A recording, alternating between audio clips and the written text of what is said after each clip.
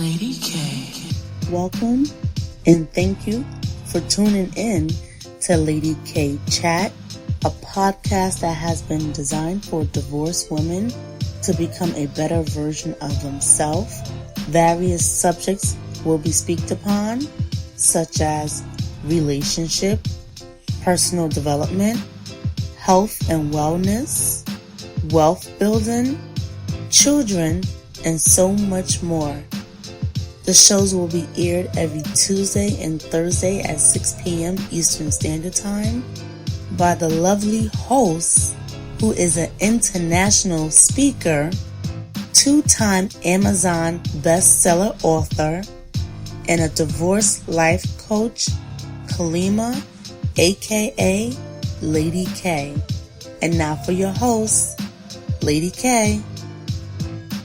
Hello, everyone, and thank you for tuning in today's episode of Money and Mortgage. Today, we're going to be giving an education of after you splitting from your spouse, how can you maintain and keep your household? But I have someone on my platform that, I look up to her as I call her the real estate guru because I learned from her. I think she is phenomenal, and it is no other than Miss Tiffanie Romey. Miss Tiffanie Romey, how are you today? I am wonderful. Thank you so much for allowing me to be on your show. Yes. Blessings to what you are doing and giving people information and sharing your knowledge and getting so many positive and powerful people to be able to also donate their time and give that moment to people, because it's all about self-empowerment and it's about us empowering each other. Absolutely. It definitely, first and foremost, to women out there that are going through a divorce, that's already going to be a challenge within the family, a challenge within the friendships, right. A challenge when you have been with someone, 10 years and your family is their family. How do you figure those pieces out? So that alone becomes such a burden. Whew. And then on top of that, the finances that go along with that. Absolutely. I know most people, when they come in and they want to get a home, it's Mr. and Mrs. or my fiance or my partner and things like that. And so that's part of the dream of ownership. We're doing this together. Correct. And in the mix of you've done this together, and then life throws you a curveball, or life just changes. Everybody's divorce is not the end, but it is definitely an end of a chapter. Absolutely. So then how do you come from that and do the finance piece? I will tell anybody going into any marriage, there's seeds to plant prior to, and a lot of times we don't plant those seeds. But I will say, I want to give people that are out there that are about to make that move, try your best to buy what you can afford. Not what you both can afford. Yes. Thank you. But what you can afford. And I will tell you the reason why, not just because, well, God forbid it doesn't work out, I can still maintain, because that's kind of the mindset we get. Well, if it doesn't work out, I can still maintain me. Correct. And that is true. But I will tell you this, when you can maintain you in the relationship, you can maintain the relationship. That's powerful right there. When you are just trying to do everything, stretching you both out to the end of no return, that's when the problems come. Money destroys people. It definitely destroys marriages. It is stronger in destroying or keeping a marriage more than infidelity. Correct. People will stay in a bad marriage based on money. Yes, they will. People will leave a good marriage based on money. Just because I can't, you meet somebody, whatever, and you see somebody else's lifestyle looks the way you want it, and you're with somebody who might be, hey, a good partner, and you sit there and say, I want more financially. Right. So do what you can do. And that is how I would say that, if anything else, when you're going in, plant that seed. It will balance you out. So true. And I always, my ongoing joke with that is this. I don't think Oprah at all lives to Stedman's lifestyle. She lives to her own. That's right. That's right. And if he's a part of it, he gonna roll with whatever she's doing. But and I'm sure he paying a cable bill, because I don't think Oprah's no slouch. But she's not gonna live in a house that Stedman can afford her just based on that relationship. Absolutely. She's gonna live on what she can do and what she wishes to do. And that is one of the reasons why, not for nothing, they're not married, but I think that's one of the reasons they're still together decades later. So I would say to people, please be mindful of that. Now, that's always that wonderful seed that if we can plant and not have weeds and all that other stuff, we will have the most beautiful roses. But roses do have thorns, and most of us don't do that. Most of us, especially because, and I will say this too, this is not to take away from any culture, but I will say ethnically, we definitely, as let's say brown people and people of color, we because of certain circumstances, we kind of have to rely on each other, because just financially we weren't those that was pound for pound making the same amount of money as our counterparts. That is so true. Understand the need of a partnership in order to make these things happen. And then when that partnership fails, what do? Well, one of the things that we definitely need to be mindful of is in mortgages, there's something called modifications. Okay, you signed up on a mortgage with a partner, with a spouse, and now that's over with. You can call your mortgage company, whoever's servicing your mortgage, and let them know your hardship and let them know you want to keep your home. And you may be able to modify. Now, it does take a while. It takes about 90 to 120 days to get an approval on that modification. But they may modify the loan where they'll stretch out the loan. Take it from, let's say it's been a 30-year loan, you've been paying it for 20 years, they may bounce it back out to another 30-year loan at the same principle. So now it stretches out. So maybe it might save you a few $100s a month on your mortgage. Okay, so that's one thing.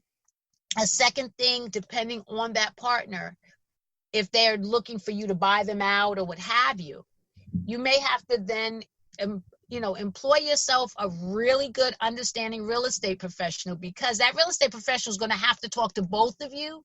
Maybe sometimes it won't be at the same time, depending on the relationship that you and that person have, right, your spouse. So you have to have someone that has an even keel, balanced mind, because everybody's going to vent their story. Yep.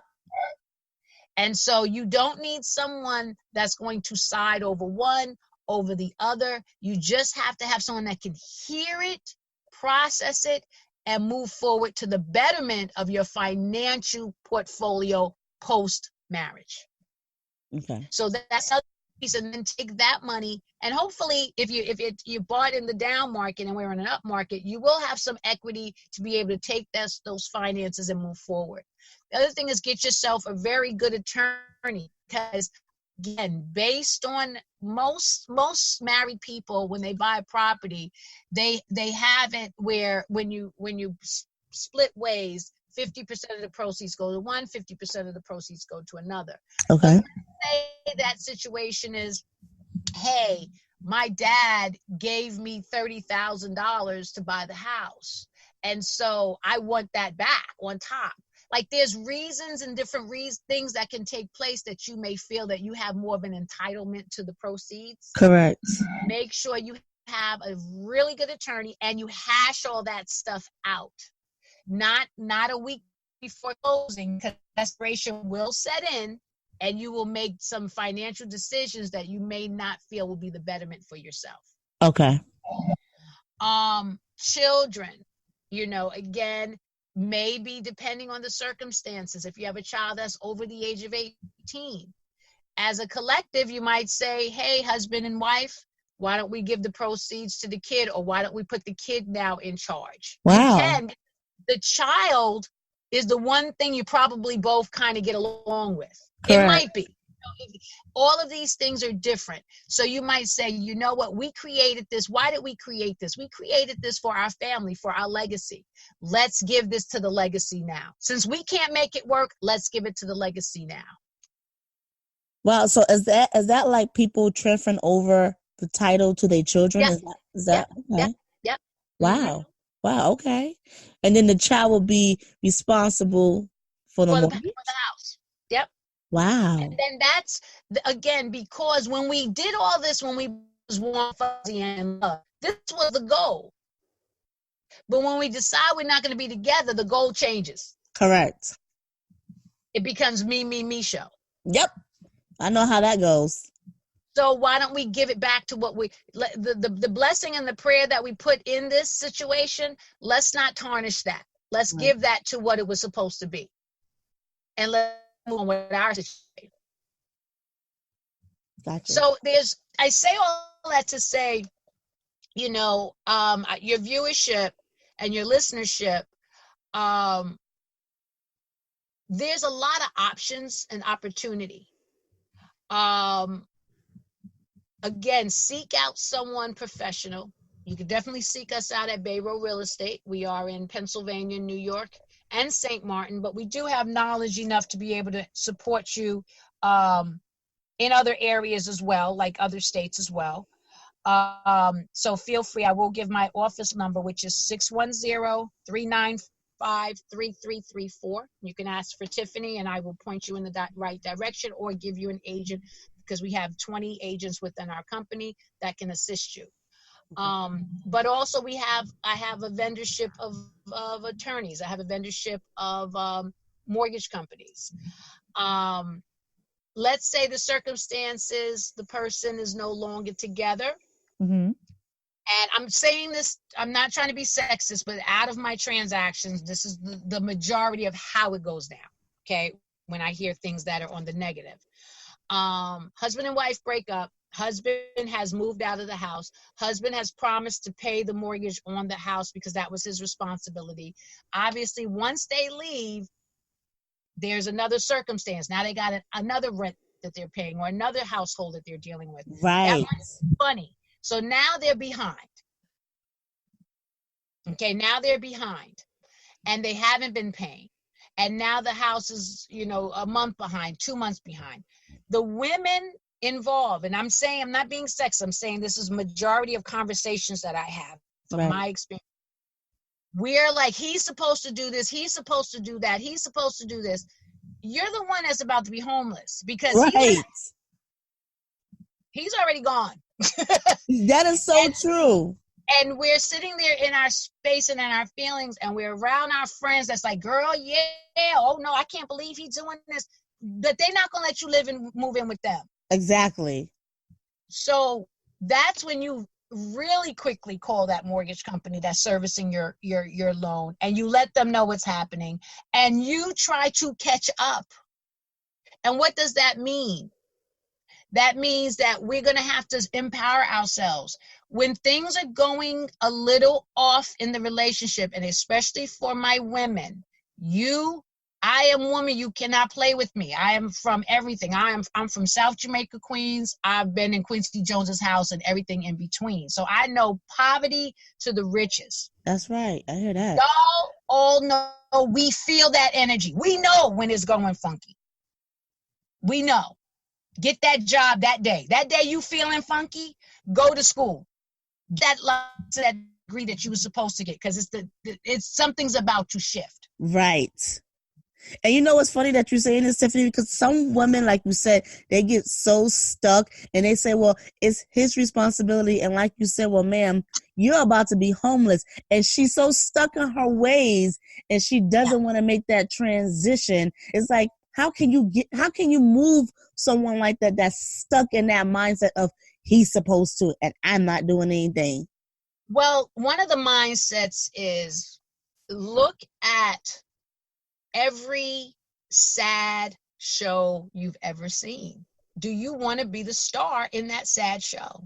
Because we've all seen that movie play itself out. Absolutely. And so and I always say when it goes bad or when it goes in a funky way, what role did I play?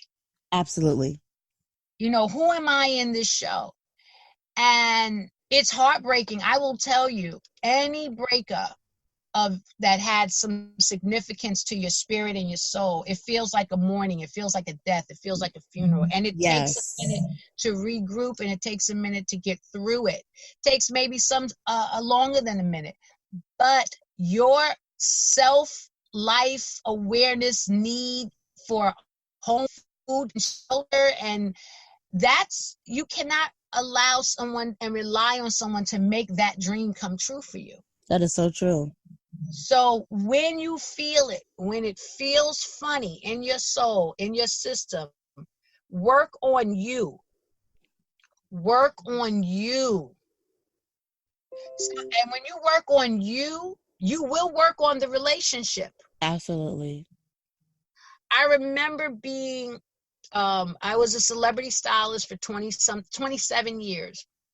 And that career has allotted me to travel all over the world, and prior to real estate. And I remember, being on a plane a million times, whatever. Got headphones, got a magazine, got a book, got whatever, thinking. One time I'd put a weave in a client's head while we was on the plane. That's when you could bring scissors. That's how long. That being said, because we was landing and we had to shoot. So we did that weave in the flight in LA. Wow. That being said, I remember giving birth to my daughter, my first daughter, Genesis. And I remember being on the flight and the flight attendant saying, okay, in the event of whatever, put the oxygen on your face, and then small children and the elderly.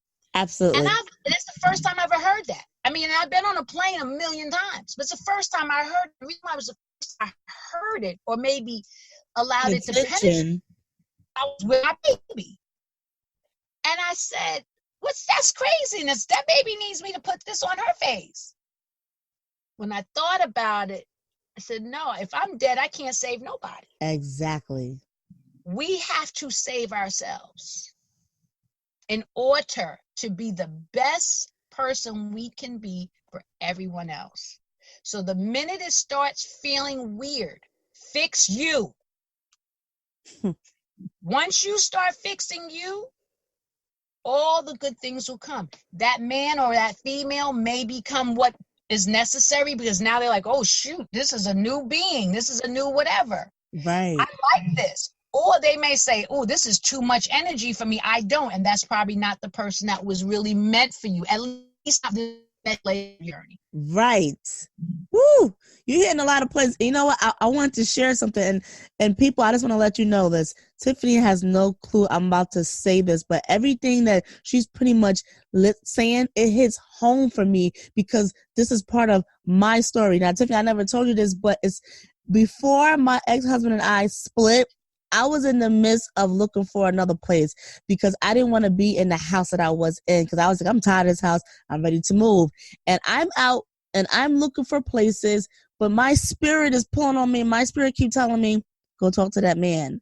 And I'm like, what? Why? I'm trying to look for a house. The spirit said, go talk to that man. And when I decided to sit down and talk to that man, and when he came out his face and he said, out the blue, I want a divorce.